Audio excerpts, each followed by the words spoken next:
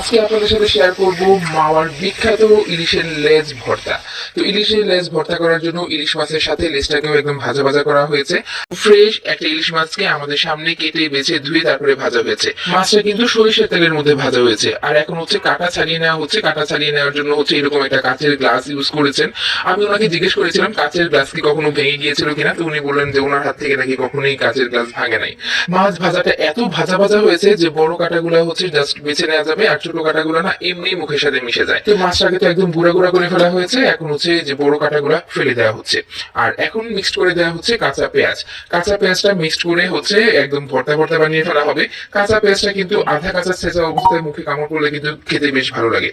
তো এখানে হচ্ছে যতটা সম্ভব মেশানো যায় উনি তাই করেছেন। এরপরে কাঁচা মরিচ অ্যাড করে দিলেন। কাঁচা মরিচটা অ্যাড করা হয়েছে ফ্লেভারের জন্য, কারণ এটার মধ্যে হচ্ছে শুকনো মরিচের গুঁড়াটাও ইউজ করা হবে।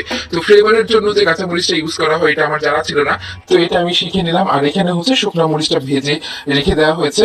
আর এখন দেওয়া হচ্ছে হচ্ছে ধনিয়া পাতা।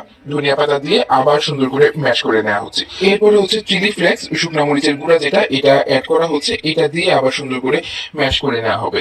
ইলিশ মাছের লেজের ভর্তা নামটা শুনলেই মনে হয় অনেক কাটা থাকবে, কিন্তু দেখেন একদমই কিন্তু কাটা ছিল না। আমরা যখন খেয়েছি মুখে একদমই কাটা লাগে নাই।